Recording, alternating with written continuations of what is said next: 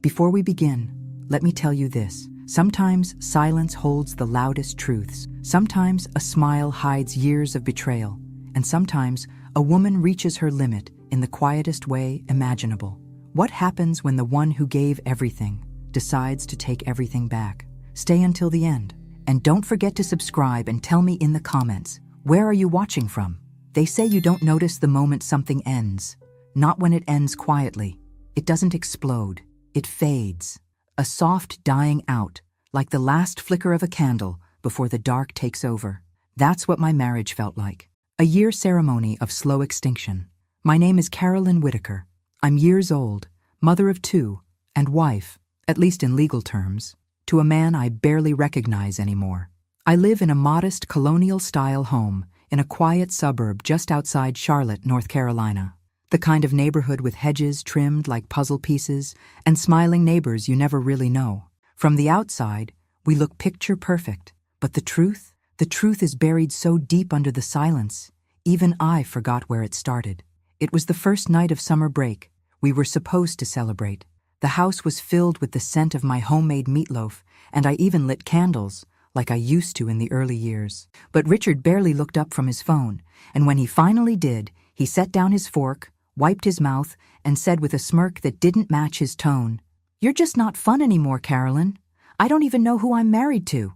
He said it like he was reading the weather. No anger, no passion, just disinterest. And the worst part?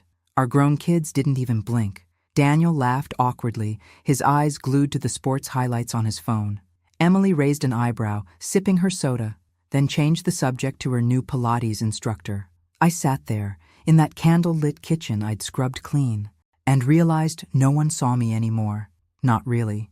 Later that night, I lay in bed staring at the ceiling while Richard snored beside me like nothing had happened. My thoughts spun like a dryer on its last cycle, loud and restless. 30 years, 3 decades. I gave up a career in graphic design to raise our children, support his ambitions, manage the home, and somehow I'd become a shadow in my own life. He used to bring me wildflowers from the gas station when we were broke and 22.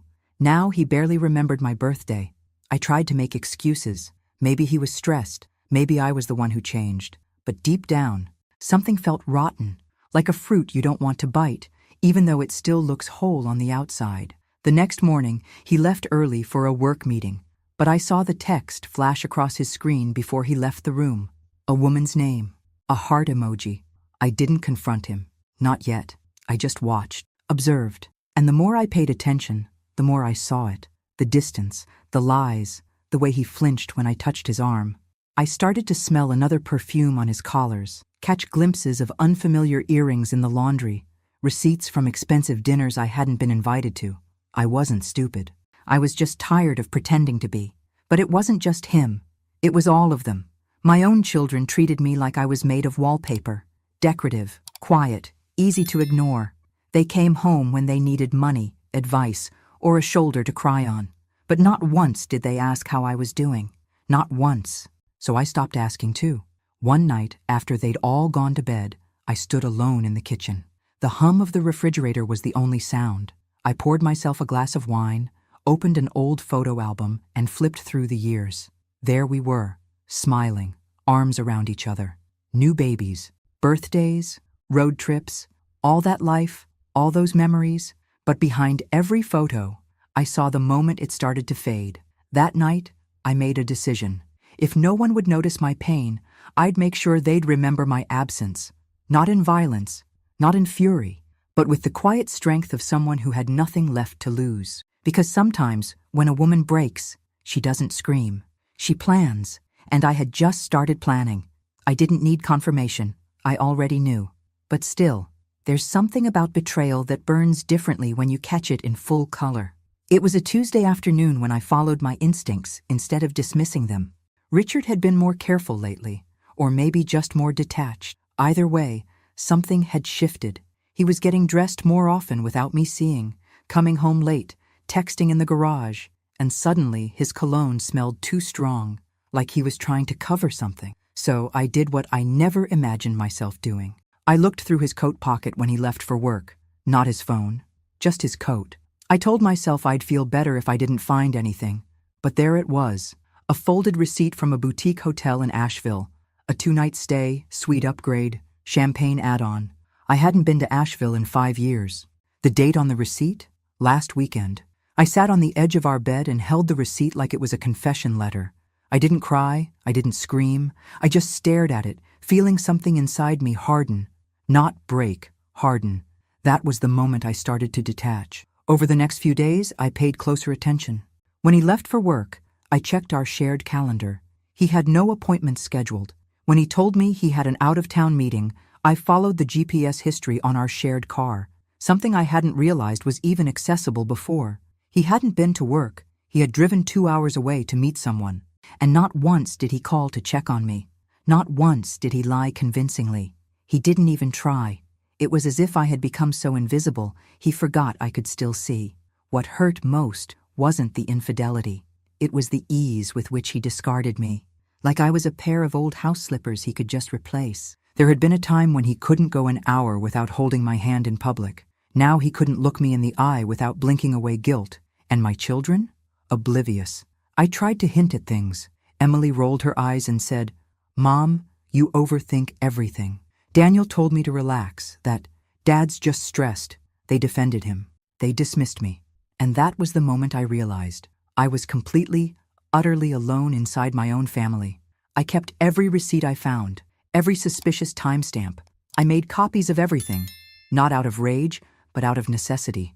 I remembered our prenup, the one Richard had insisted on back when we married. At the time, I had laughed. "You're the one with nothing," I told him. But I signed it anyway. What he didn't remember, or maybe never truly read, was the clause about infidelity.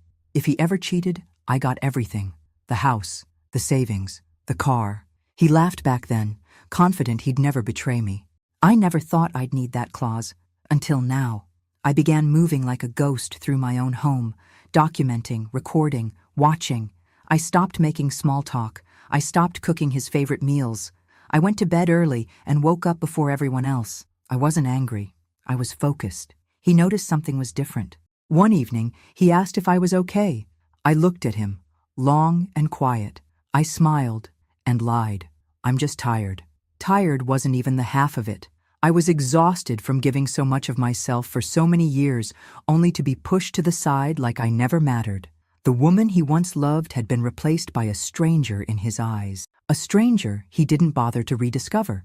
But that stranger, she was learning to reclaim herself. And in the stillness of my hurt, I began imagining the moment I would finally let go of pretending. Not in a loud, dramatic scene. No, in a way he'd never see coming. Because men like Richard never expected the quiet ones to walk away. They certainly never imagined we'd do it with a smile. It happened in the middle of a grocery store. I was standing in the aisle staring at 2 brands of pasta sauce, one on sale, one not. And suddenly I thought, why am I still choosing based on what he likes? He hated mushrooms, so I always avoided the chunky kind. But I love mushrooms. I've loved them since I was 12. And yet, for 30 years, I'd silenced even my taste buds for him. That jar of mushroom pasta sauce went into the cart like a declaration of war. Small, invisible to the world. But to me, it was the first open rebellion. That night, I served it with garlic bread and waited.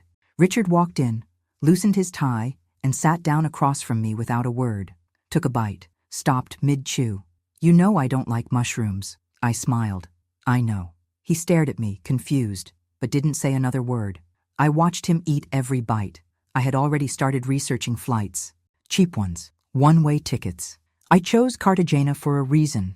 It was beautiful on postcards, far enough that the return would be difficult, and exotic enough to sound like the kind of soul-searching trip a man like Richard would think he deserved. A few days later, I pitched the idea over breakfast. "I've been thinking," I began, buttering toast I didn't even want. "Maybe we should take some time. Apart. Just a little space. To think. You said things have felt off. Maybe some time alone would help." He didn't look up from his phone. "Like a break?" I nodded. "You could go somewhere. Clear your head. I'll stay back. Think things through." He blinked. "You'd be okay with that?" "Of course," I said gently. "I want you to find your joy again." His eyes lit up in a way I hadn't seen in years. Not for me, but for the idea of escape. He didn't ask many questions. That's the thing about men who've already moved on. They don't get suspicious when you start stepping aside. They think they've won. I maxed out the last of my credit card, buying him the cheapest one-way flight I could find. Cartagena, Colombia. Midweek, midday, no insurance. I printed out a fake itinerary, hotels that didn't exist, tours that were never booked. I told him I'd arranged it as a gift, that he deserved something nice for once. He beamed like a boy with a new toy. What I didn't say, what I wouldn't say, was that I knew he was taking her. I'd seen her picture, once, accidentally. A woman maybe 10 years younger than me, all high heels and highlighted hair, with lips too glossy, and a laugh that felt staged. I had no idea how long it had been going on. But I didn't care anymore. Let her go with him. Let her see him snore, lie, disappear into his phone mid-dinner. Let her see how charming turns into condescending after 6 months. Let her see the man behind the facade. Let her be stuck in a foreign country with the real Richard. And while they packed their summer clothes and counted down the days, I smiled in silence and played the perfect wife. "Are you sure about this?" he asked the night before his flight. "I feel a little guilty going without you." I touched his hand. "I want this for you. I really do." I didn't sleep that night. Not out of guilt, out of adrenaline. I had never done anything this calculated, this precise, and I knew there was no going back. The next morning, I drove him to the airport. He kissed my cheek and promised to come back with answers. I smiled and waved as he walked toward security. Then I turned my phone off. Not just airplane mode, powered off, SIM cards out, every contact blocked, emails forwarded to a new address. It was like erasing a ghost from a haunted house. And for the first time in decades, I felt like I was breathing air that hadn't passed through someone else's lungs. The house was quiet when I returned. No TV buzzing, no doors slamming, no passive-aggressive sighs from across the room. Just silence. Not lonely silence, free silence. I made myself tea and sat on the back porch as the sun climbed through the trees. Richard was on a plane, chasing freedom.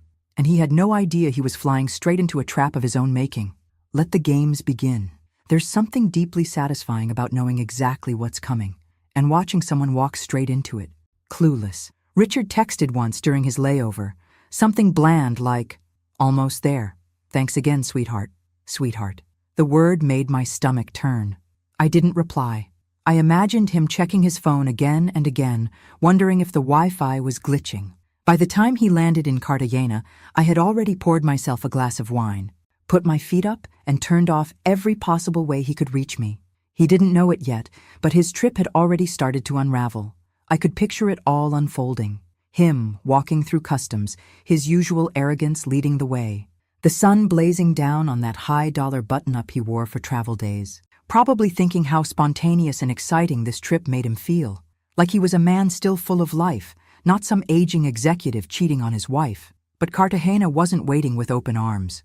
I made sure of that. There was no hotel reservation, no city tour, no private car service or spa package. Everything I booked was just a facade, a patchwork of fake confirmations and dead-end phone numbers. A beautiful, well-crafted illusion meant to collapse the second he tried to lean on it. He didn't call right away, probably too embarrassed to admit nothing was lining up. Or maybe he still thought it was a glitch. Maybe he believed he'd booked something wrong or misread the emails. But by the second day, the texts started to come faster.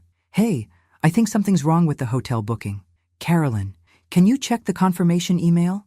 They said they don't have us listed. The tour company never showed up. Can you call from your end?" I read every message. I watched the dots appear as he typed, paused, deleted. I didn't block him yet. I wanted him to feel the delay, the invisible distance growing wider with each unanswered attempt. By the third day, the texts turned sharper.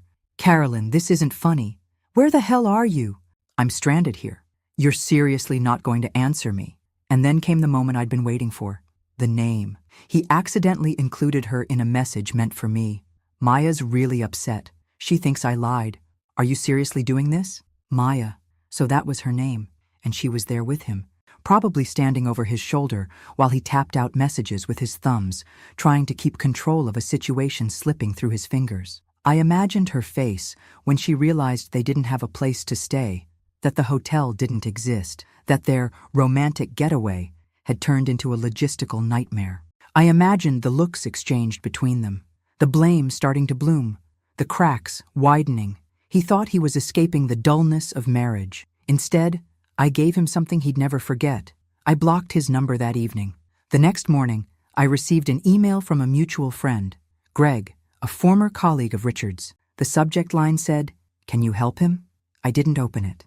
Let them come up with their own rescue plan. Meanwhile, I packed a single suitcase and called a cab. My cruise was waiting. A 7-day luxury voyage through the Caribbean, all-inclusive, adult-only, with a full itinerary of yoga at sunrise and jazz at sunset. I had booked it months ago, a quiet backup plan, a place to go once the trap was sprung. And the moment I stepped onto that ship, the weight of years lifted from my shoulders like an old, heavy coat. I wasn't the woman who waited at home anymore. I was the woman who left, on her own terms, with her own name, her own mind, and her own peace. I watched the coast disappear from the deck and thought about Richard, how he must be sweating in that cheap hostel I found for him on TripAdvisor, how Maya must be panicking, realizing she'd hitched her dreams to a man who couldn't even secure a vacation without someone else's credit card. Let them squirm. Let them learn. Let them see what happens when the woman you cast aside stops playing along. And for the first time in years, I laughed. Not because it was funny, but because I finally could. I don't know how long he lasted before it all started to cave in. 3 days? 4? From what I eventually pieced together, it didn't take long for the heat, the confusion, and the weight of consequence to fall squarely on Richard's shoulders, or maybe Maya's. The last message I read, before I blocked his number, was half panicked, half pleading. He said they were trying to make it work at a small hostel a few miles from the center, and that it was less than ideal. I had researched that hostel myself. It had 2 stars, no air conditioning, and multiple reviews that mentioned a broken shower and loud street traffic at night. He never mentioned that part, of course, but I imagined it vividly.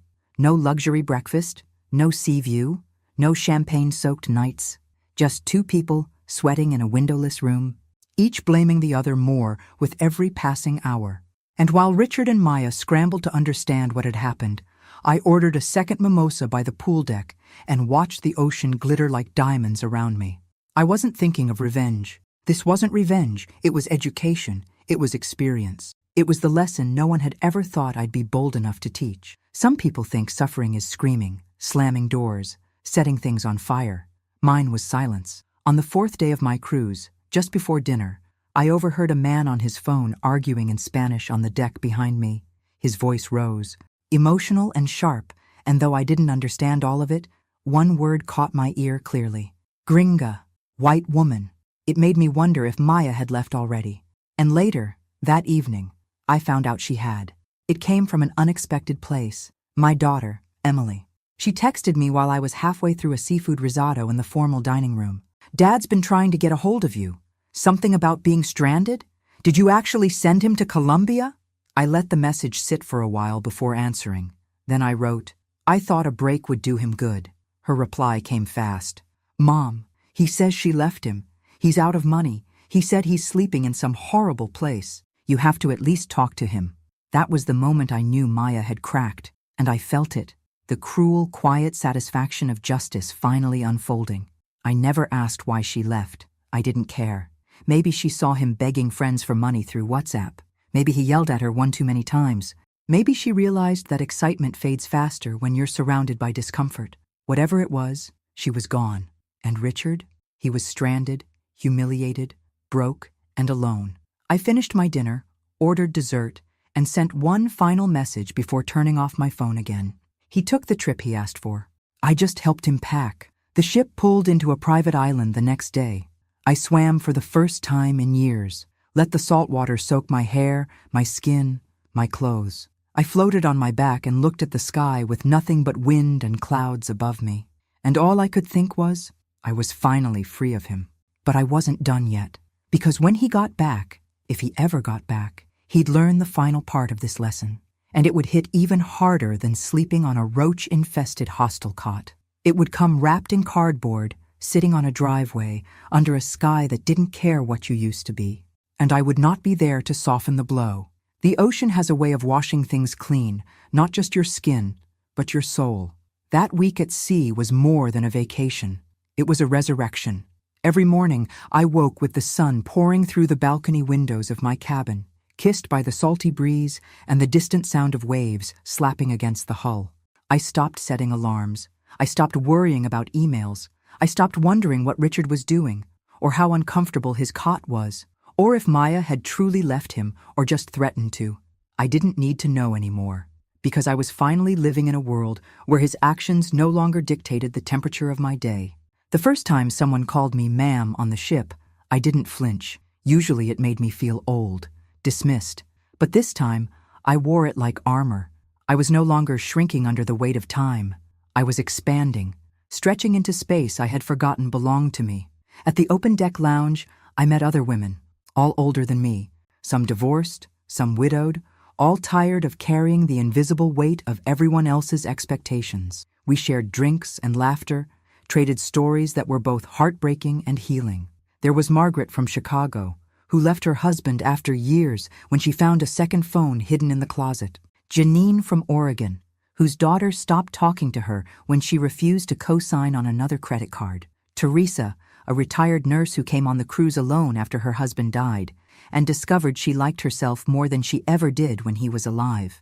I didn't tell them everything, but I told them enough. And when I did, none of them gasped, none of them judged. They just nodded, sipped their drinks, and said, "Good for you." One afternoon, I sat alone on the sun deck, notebook in hand, and made a list titled Things I Forgot I Loved, sketching, mornings without chaos, cooking for pleasure, not for praise, walking barefoot on cold floors, jazz at night, mushrooms on pizza. No one ever asks a wife what she misses about herself. They only ask what she misses about her husband. But I didn't miss Richard. I missed the woman I used to be before I spent decades shape-shifting into what everyone else needed. I started to imagine a new life, not a fantasy, not a drastic reinvention, just a quieter, firmer version of myself, one who didn't apologize for taking up space, one who didn't flinch when people looked disappointed, one who knew exactly where she stood. The cruise docked in Miami on a Sunday. I stepped off the ship with sun-kissed skin, 2 new books in my bag, and no plan to return to the version of me that ever waited by the phone. Back home, the silence was different. It wasn't hollow. It was mine. I brewed coffee in the middle of the afternoon and played old records in the kitchen while unpacking. I opened windows and let the fresh air sweep through the rooms like a reset. Then I opened the closet and began to pack his things, one box at a time, neatly, without malice, without tears. I folded his shirts like I had 100 times before, only this time, I did it for me. The closet became mine again. I cleared the bathroom cabinets, the garage shelf, the bedside drawers. By nightfall, the house no longer looked like a home we shared. It looked like a place where someone used to live, and tomorrow he would return, from paradise lost, from betrayal doubled back on him, and discover what it means to be removed from a life you never appreciated. I wasn't angry. I was prepared. Because closure sometimes doesn't come from a confrontation. It comes from a locked door, a garage full of cardboard boxes, and the quiet knowledge that you're finally free. The doorbell rang once, just one solitary chime. I was standing in the kitchen, barefoot, sipping black coffee. I didn't rush. I didn't even flinch. I walked slowly to the front window, pulled back the curtain just enough, and there he was, Richard. He looked nothing like the man who had left 2 weeks ago. His shirt was wrinkled and clung to him in patches from the sweat. His hair, always so carefully styled, now sat in flat, greasy disarray, and he had bags under his eyes so deep it looked like they were holding decades, not days. He stood in front of a stack of cardboard boxes, 9 of them, every single one packed by my hands, taped shut and labeled clearly. Books, winter clothes, office junk. It wasn't dramatic. It wasn't cruel. It was efficient, practical, final. He rang the bell again, then knocked. "Carolyn?" he called out. I didn't answer. He backed up and looked at the house, our house, the one I inherited from my parents, the one he convinced me to refinance, but that I never took his name off of. He stepped toward the door again and knocked harder. "Carolyn, what the hell is going on?" I walked to the door slowly, opened it halfway, and stood behind the screen. I didn't unlock it. I didn't step out. He blinked. "You packed up the whole house?" "No," I said calmly. "Just your part of it." His face flushed with something between confusion and indignation. You can't just throw me out. I raised an eyebrow. According to our prenup, which you insisted on, I absolutely can. He opened his mouth, then closed it. He knew I was right. He just hadn't expected me to actually do it. And that was the thing, wasn't it? He never expected me to do anything. You can't be serious, he said, voice rising now. We've been married 30 years. 30 years ago, I thought that meant something. His fists clenched at his sides. I could see the tension creeping into his shoulders. I lost everything over there. You sent me into a damn nightmare. Maya left the second things got hard. I had to beg Greg for money just to get home. I didn't flinch. I didn't apologize. You said I wasn't fun anymore. I said, voice even. So I gave you an adventure. He stared at me like I'd slapped him. This isn't fair, he hissed. That word, fair. I almost laughed. Fair? I echoed. Fair is me staying home while you played house with someone else. Fair is me carrying this family for decades while you dismissed me like a houseplant. Don't talk to me about fair, Richard. His mouth opened again, then closed. I looked past him, at the boxes. I paid for a moving truck. It'll be here in an hour. You don't need to come in. You can't just erase me like this. I stepped out from behind the screen, finally unlocking the door, but not inviting him in. Just stepping forward until we were face to face. I'm not erasing you, Richard. I'm just putting you exactly where you belong. Out. He stared at me, something breaking in his eyes. The arrogance was gone. The smugness, the certainty, all of it dissolved in the hot Carolina sun. And for the first time in a very, very long time, he looked small, powerless, human. He walked slowly to the boxes, touched one of them, then sat down on the curb like someone who just realized the world didn't revolve around him after all. I closed the door. I didn't lock it right away. I stood behind it and listened to the silence. And I felt nothing. Not sadness, not guilt, not triumph. Just peace and the sound of my own breath. The kind you only hear when you're finally, completely alone. In the best possible way. He didn't come back the next day.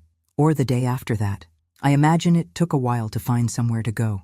Friends don't line up to offer couches when you've built your image on having everything together. And mistresses don't usually stick around when the fantasy breaks and the real man underneath is stranded, broke, and boxed up on a driveway. I watched from the window as the moving truck arrived. The two young guys looked confused at first, maybe expecting someone else to greet them. But I handed them the list, pointed to the boxes, and told them exactly where to drop them off. A short-term storage unit rented under his name, using his social security number, which I still had memorized after 30 years of filing taxes together. They didn't ask questions. They didn't need to. As they drove off, I turned back to the house, my house, and closed the door with a finality I hadn't known I craved. It was done, but not for everyone. That evening, my daughter Emily showed up. She didn't knock, just let herself in like she used to do when she was little. Her heels clicked against the hardwood, and she stood in the kitchen doorway with her arms crossed. What did you do to Dad? I didn't look up from the sink where I was washing a plate. I didn't do anything. He did this to himself. Come on, Mom. You sent him to Colombia and then shut off your phone. That's not normal. You humiliated him. I set the plate down slowly. You know what's not normal, Emily? Sleeping beside someone for 3 decades and waking up one day to hear that you're boring, that your presence isn't enough, that you've become invisible in your own marriage. That's not normal. She didn't respond, just stared. And you know what else? I continued. He cheated with a woman he brought on a trip I paid for. That's what your father did. Her mouth opened, then shut. She didn't know. Of course she didn't, because Richard, in all his dramatic retelling, probably left out that part. 15 years ago, I added quietly. He did it the first time, with someone you used to call Aunt Diane. Emily's eyes widened. I found out. I stayed. For you and Daniel. I stayed silent so your childhood wouldn't unravel. Why didn't you tell us? Because children don't need to carry the sins of their parents. And because I still believed people could change. But he didn't. She sat down slowly at the kitchen table, suddenly looking like a child again. Her tough exterior cracked, just a little. Why now? Because I'm done. Because I finally chose me. She didn't speak for a long time. Neither of us did. And in that silence, something shifted. A weight passed between us, heavy and raw, but no longer hidden. The next morning, Daniel called. His tone was harsher, defensive. You embarrassed him, he said. He's devastated. Good, I said. There was a pause. I didn't know it was that bad. I didn't want you to. I told him the same truth I told Emily. I let it fall out like a long overdue confession. And for once, there was no interruption, no excuses, just silence on the other end of the line. I'm not asking you to pick sides, I added, but I won't apologize for choosing mine. And that was the end of it. That weekend, I sold one of the cars, his car. The funds went directly into an account I opened in my name only. I began clearing out the shared accounts, changing insurance policies, updating titles. Every small step was another thread cut. I wasn't rushing, I was reclaiming. People think divorce is about anger, screaming matches, dramatic exits. But sometimes, it's just a woman with a list, a pen, and a heart no longer willing to wait for someone to see her worth. And as I sat on my back porch, sipping coffee as birds dipped low in the trees, I thought, I have never been more invisible, and I have never been more powerful. They showed up together, Daniel and Emily, my children, my blood. They stood on the front porch like a jury called to pass sentence. Neither of them looked angry, but they didn't look kind either. Just confused, wounded, uncomfortable in the way people are when something they believed in crumbles beneath them. I opened the door and waited. Emily spoke first. Her voice was soft, like she wasn't sure if she should be speaking at all. Can we talk? I stepped aside. They sat in the living room where they'd once built forts with couch cushions, where I had rocked them both to sleep, where Christmas mornings had erupted in torn wrapping paper and laughter. Now it was quiet, still, like even the furniture knew something was different. Daniel rubbed his hands together, staring at the rug. Emily wouldn't look me in the eye. He started. We didn't know how bad it had gotten. I nodded. I know. Why didn't you say anything? Emily asked, her voice cracking. Why did you just act like everything was fine? Because that's what I was taught to do, I said quietly. You keep the family together. You protect your children from pain. You make it work. I stood by the window, pulling back the curtain slightly. Outside, the neighborhood was still, quiet, normal. Then I turned around and said the thing I hadn't said out loud to anyone. I knew about your father's first affair 15 years ago. Both of them looked up at once. It was with Diane. You remember her? Aunt Diane, as you used to call her. Emily gasped. Daniel stared at me like he didn't understand the words. I found out by accident. He left his email open. There were messages, photos, a flight itinerary. Mom, Emily whispered, covering her mouth. I confronted him. He denied it. Then he admitted it. He begged, promised it was over, that it had meant nothing. And I believed him. Why? Daniel asked, almost angry. Because you were both still in school, because we had just refinanced the house, because the idea of being alone terrified me more than the betrayal. I sat down then, finally, my knees trembling, not from pain, but from finally standing in truth after carrying it for so long. I stayed, thinking I could fix it, that I could make him love me again, that if I gave enough time, support, loyalty, it would be worth it. Tears burned my eyes, but I didn't cry. I watched him pull away piece by piece, until there was nothing left of the man I married, just a stranger who used my silence as permission. They were both quiet, processing. I'm sorry, I said, not for what I did to him, but for what I hid from you. Emily wiped her eyes. Daniel looked away. Then, a pause, and Emily whispered, You should have left him then. I know, I said, but I wasn't ready. Daniel nodded slowly. So, what now? He asked. You're really divorcing him? No. The prenup handled that for me. They looked surprised. He signed it 30 years ago. Infidelity meant he walked away with nothing. He thought it was a joke. I didn't. They both sat back, quiet. And then Emily said something I never expected to hear. I'm proud of you. It came out small, like a secret she was scared to admit, but it landed like thunder in my heart. I smiled. Thank you. She paused. I wish I'd seen it sooner. I didn't want you to. I wanted you to have a happy childhood, even if it cost me mine. The silence that followed wasn't heavy. It was reverent. They didn't stay long. They left together, arms brushing, walking slower than usual. And when the door closed, I stood in the middle of the house that had once held my whole life. Now it held something new, the truth. And finally, I wasn't the only one carrying it. The next morning, I stood in front of the mirror longer than usual. Not because I was checking for new wrinkles or wondering whether my gray roots were showing, but because, For the first time in years, I actually recognized the woman staring back at me. Her eyes weren't tired anymore. Her shoulders weren't slumped. There was something new in her expression, something fierce. I'd spent most of my adult life looking past myself, at the kids, at Richard, at to-do lists and calendars and dentist appointments, at everyone else's needs. Now, I looked at me. I pulled out a notebook from the kitchen drawer, the one where we used to keep shopping lists and old coupons. I flipped it to a blank page and wrote 3 words at the top in bold letters: "Start over now." And underneath, I made a list: sell the SUV, close joint accounts, get a P.O. box, meet with a realtor, find a new place, not too big but sunny, start sketching again, open that Etsy store I always talked about. Each line felt like a shovel, unearthing the parts of me that had been buried under 30 years of later. I called the bank, the lawyer, the realtor. I listed the SUV online, posted clean photos, and cleaned out the glove box. Inside was a half-used parking pass from one of Richard's work trips.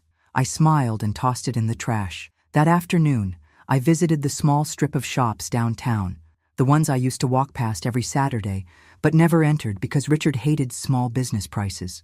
I bought myself a leather-bound sketch pad. Expensive, luxurious. I didn't flinch when they rang it up. At home, I opened the pad and drew for the first time in years. It wasn't perfect. My hands were rusty, but it was mine. A landscape, unfinished, but open, free, like me. When I told Emily and Daniel I was selling the house, they were stunned. "But it's the house we grew up in," Daniel said, eyes wide. "It's also the house I died in, piece by piece," I said gently. "It's time." They didn't argue. They helped me box up the rest of it. The good memories, the heirlooms, the holiday decorations I couldn't part with. I donated old furniture, called the realtor, listed it within a week. And when the offers came in, I picked the one from a young couple with a baby on the way. Let it hold joy again. Let it hold someone else's beginning. I signed the papers on a Wednesday and closed the door for the last time. That evening, I moved into a bright 2-bedroom condo on the edge of town.